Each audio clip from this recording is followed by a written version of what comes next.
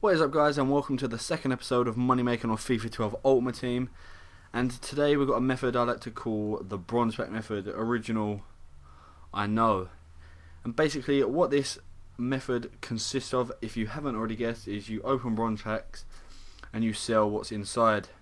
For this you are going to need at least 750 coins. That is all you will need for this one.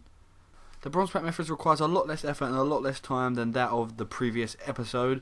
You can also do this whilst playing games, and you basically do it in between games. What you do is you go to the store and you go to the bronze packs. Some people like opening 400 coins or 750 coins, but personally I think the 1,500 coins is the best because you get more rares on average per amount of coins, and therefore you're more likely to get the cards that are worth stuff. The cards that are worth stuff are rare players, not just any rare players. Most of them will sell for at least 200. You're looking at for English, MLS, English leagues like Empower League 1, Championship League 2.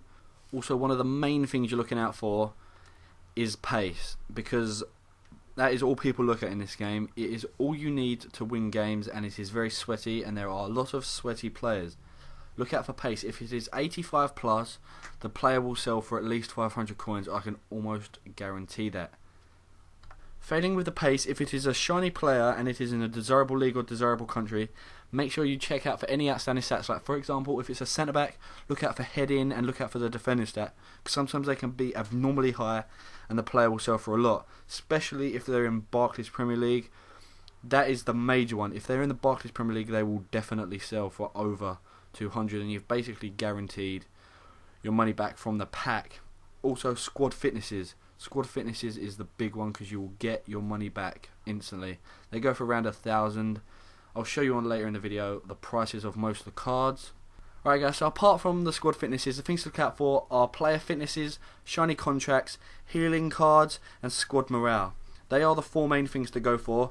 Do not discard anything in the pack apart from the non-rare players, the non-rare contracts, and the non-rare morale cards. And also the attribute cards, unless it's a plus 10, because they sometimes sell for around 200, but most of the time they don't, so I do not bother with them. Do not discard any kits or any badges, as sometimes they do sell. Send them to the trade pile, look them up. If they don't sell for anything, then be my guest and discard it. But do not until you've checked the price, because later on you will find out the price and you will kick yourself. Believe me, I have done that before. So make sure you send everything to the trade pile / consumables, whatever. Once you've done that, head over to the trade pile and start sticking everything up. Start with the consumables and stick them all up for around 200 coins each. Apart from the squad fitnesses, which should go for around 1,000. Look it up at the time, because sometimes it goes up to around 1,500, sometimes it drops to about 750, depending on the time and date. Once you've done that, then search for all the players that you've got left in your trade pile and see how much they're going for, because sometimes it can surprise you. So don't just stick them up for 200, because there are some that go for around 10,000 coins. I know there's that Pogba, if you get him, he's around 70,000.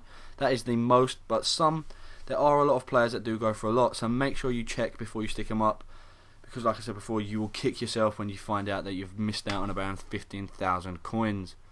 Once you've done that, play about 3-4 games, and then you should come back and most of the things have sold. I didn't play any games because I wanted to show you how much profit you actually get without playing games. So you'd have about 3 grand on top of this. So within the hour you would have made about 4 grand profit, because overall there I made 800 coins, which for something you're just doing in between games and doesn't take long at all, it is worth it. And also, as you saw, I had a Mikel from Arsenal, the centre back, went for around 10k. That was a while back. But if you pull a player like him, then you've made massive profits. If you stick at this long enough, then you can make a very good amount of money. I've done this video on my old account, and someone sent me a message saying they made about 40k a day for a couple of weeks, which is amazing. He must have been doing that for a long time. But it just goes to show you that with a bit of time, then you can make a lot of money. So what I want you guys to do is to do this method. Tell me how much you get. Tell me what players you get, whether you get any amazing players, whether you get Pogba, etc. How much you get on average an hour. If you can top me 800, it won't be hard. Normally you do get more than that, but I just got a bit unlucky there. I mean, sometimes you get more, sometimes you get less. They were pretty below average packs, so you normally do get a bit better than that. But anyway guys, follow me on Twitter. I only have 7 followers out of all 57 of you, I think it is now, which is amazing for an account I've only had a week. So get liking, recommend this to your YouTube friends, I wouldn't recommending it to your normal friends because you look a bit fucking weird. But remember to follow me on Twitter, like this, and subscribe. This is just a side note, brothers. This is 100% risk free, you know what I'm saying? Because whatever you get in your pack will at least equal to 1,500. And if it doesn't, your next pack will get over that, which means you will always break even no matter what. So this is definitely worth doing, as there is no risk involved, man.